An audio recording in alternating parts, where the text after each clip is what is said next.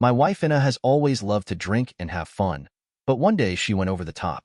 It all started with an invitation to my friend's birthday party. It was a special day, as it was his anniversary, and he decided to throw a big party in a country house.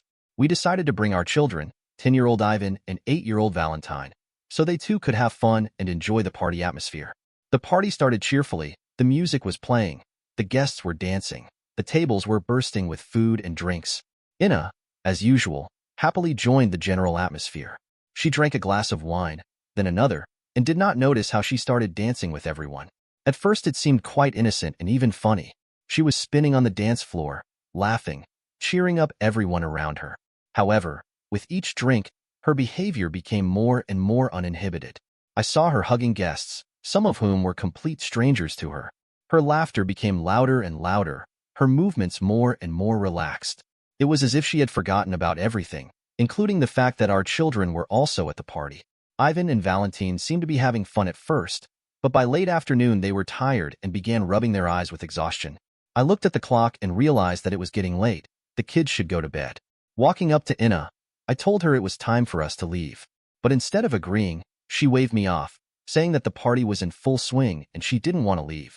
I tried to remind her about the kids, who were clearly tired and in need of rest, but that only made her angrier. "Why are you always so boring?" she shouted across the room, drawing the attention of the other guests. "We came to have fun, and I'm not going to leave early just because the kids are tired. Let them go to bed and I'll stay here." I was confused and didn't know how to react to such an outburst.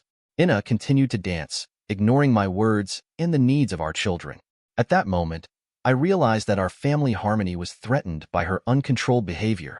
I told her that the children were tired and needed to be put to bed, as they were already exhausted and could barely keep their eyes open. To this, Inna replied in a curt tone that she absolutely hated to leave the party when she had just started having fun. She added that I'm always such a nerd who only knows how to spoil her fun. This hurt my feelings, and I tried to explain that I put our children's interests first, that they were more important than our fun night. However, this only made her even angrier. The faces of the guests began to pay attention to our quarrel, which made the situation even more tense. Inna, who had drunk more than she should, was clearly not in control of her emotions. In a fit of anger, she shouted at the entire hall, "Why do you even care about the children? They're not yours." These words sounded like a thunderclap. At first I didn't understand what she meant. I thought it was just another one of her drunken ramblings. But when I looked into her eyes, I saw anger and some painful truth in them. The party seemed to freeze. Everyone around us stopped, listening to what we were saying. I asked her what she meant, but instead of answering, she added bitterly, "You heard, they are not your children. They're from another man." Her words cut me to the heart. I was shocked and didn't know how to react. My face turned pale, and I felt the world collapsing around me. Our children, who I had loved and raised so much all these years, were not mine. I couldn't believe it, couldn't realize and accept what I was hearing. A wave of emotions came over me: anger, pain, disappointment, and betrayal. Hundreds of thoughts flashed through my mind. How could she keep this from me for so long? How could she have lied all these years? How could I have been so blind? I felt my legs shaking, but I held on for the sake of the children who didn't understand anything and just looked at us with frightened eyes. I didn't make a scene in front of everyone. Taking the children by the hands, I silently led them to the exit, leaving Inna to the party. She didn't try to stop us, just stood there, looking angrily in our direction. The guests had nothing to do but continue the fun, trying to ignore what had happened. The drive home was long and agonizing. The kids were trying to understand what had happened, but I couldn't find the words to explain to them. There was only one thought in my mind: what to do now? How to live with this knowledge? That night I couldn't sleep. I was tormented by her words, and I didn't know how to deal with this betrayal. In the morning, after a sleepless night full of thoughts and painful memories, I came to the decision that I simply had to find out the truth.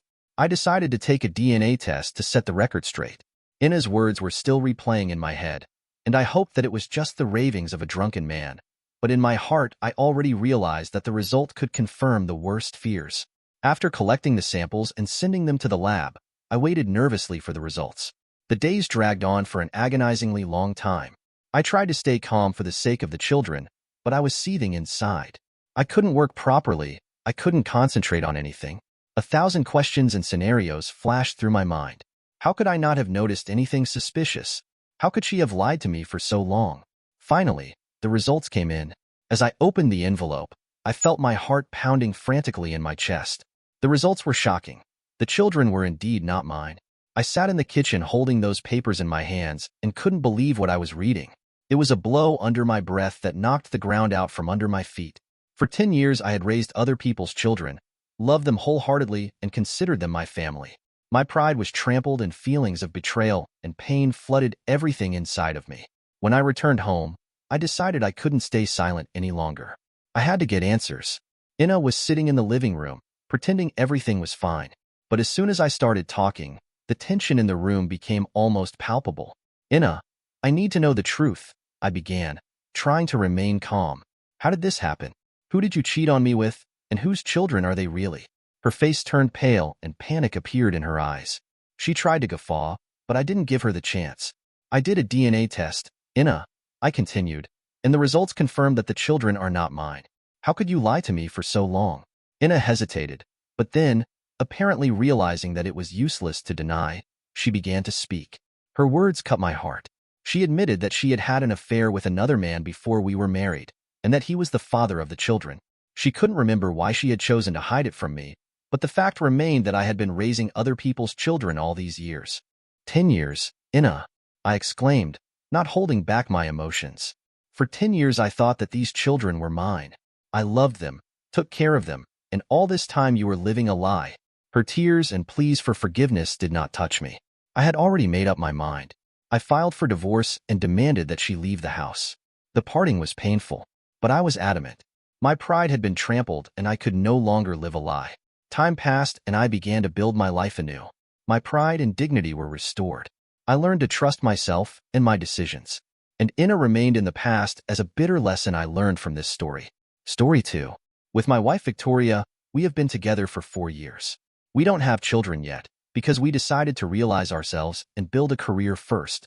Victoria has always been ambitious and goal-oriented, and her efforts have paid off. She earns significantly more than me, and this often influenced her behavior. Vika liked to emphasize her financial superiority, sometimes acting arrogant and dismissive. She often claimed that she was the main person in the family because she earned more. Victoria often reproached me for not being as accomplished in my career as she was. She could easily put me in my place with one look or word. She would say that her contribution to our family was far greater than mine. Sometimes it felt like she looked down on me as a loser. This caused me internal discomfort and a sense of injustice. I tried to ignore her words and kept my cool, but over time it became a real test for my nerves. I couldn't deny her successes and was really proud of her accomplishments, but her constant attacks and arrogance hurt me. We discussed our plans and dreams less and less often because every conversation ended in an argument. Victoria always found a way to remind me who in our house was making the money. Her successes became not only her pride, but also a reason to humiliate me. My self-esteem suffered from her constant reproaches and ridicule. I tried not to show her how much it hurt me, but inside I felt increasingly depressed and helpless.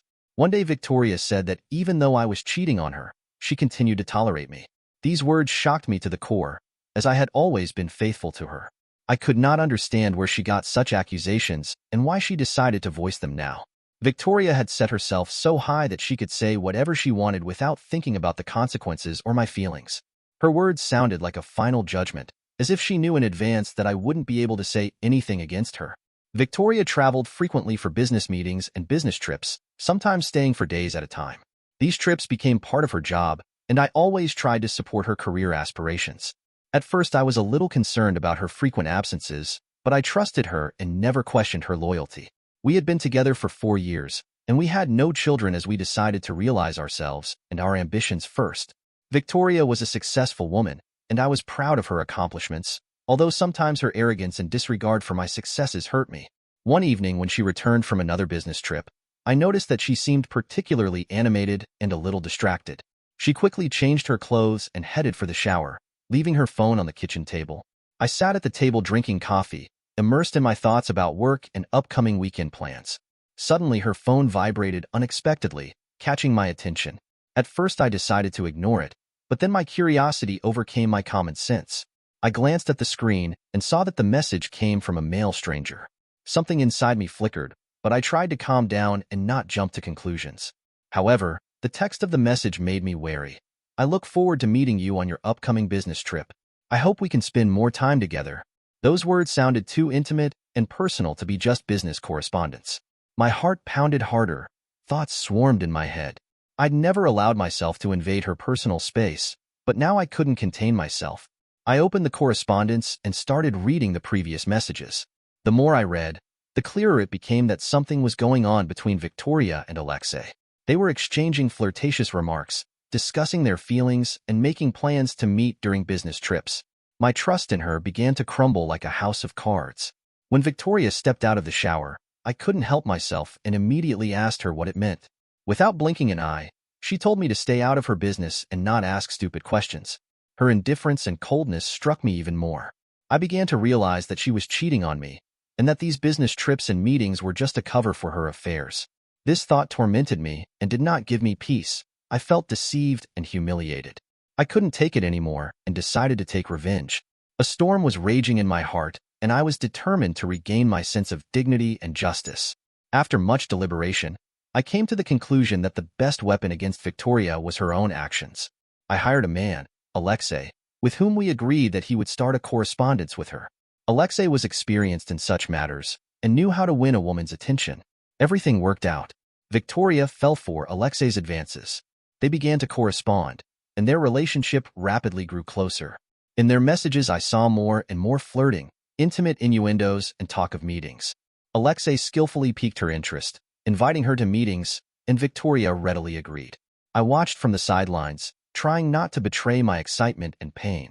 One day Alexei offered Victoria a night in a hotel, and she agreed. That moment was decisive. We had prepared in advance. Alexei had installed hidden cameras and microphones in the room to record everything that would happen there. I knew it was risky, but I had no other choice. I had to gather evidence of her infidelity. After a few such meetings, I had accumulated enough dirt on her. I carefully checked all the records, making sure they would be irrefutable proof of her infidelity. When I had gathered enough material, I decided to take the next step, to file for divorce. It wasn't easy, but I knew it was the only way out. In court, I acted as the victim, presenting all the evidence I had collected. With the help of the good lawyers I had hired in advance, we were able to convince the judge that I was right. Victoria looked shocked and confused. She had not expected this turn of events. In the end, I won the case and took from her all the property we had accumulated over 4 years, including the country house and 2 cars. My patience and preparation paid off. I was able to prove my case and get justice. The process was agonizing, but it taught me a lot. I started a new life, free from lies and betrayal. I now knew that I would never let anyone treat me like that again. I want to apologize right away for any mistakes in the text or dubbing. I am just learning, and the language of this channel is not my mother tongue. The dubbing is done with the help of artificial intelligence. Please point out errors so I can fix them and improve the quality of the content. Also, I will be glad if you share your thoughts on the topic. Your support in the comments is very motivating for me to keep looking for new, interesting stories. Thank you for your understanding and participation. Subscribe to the channel and put a bell to not miss new stories.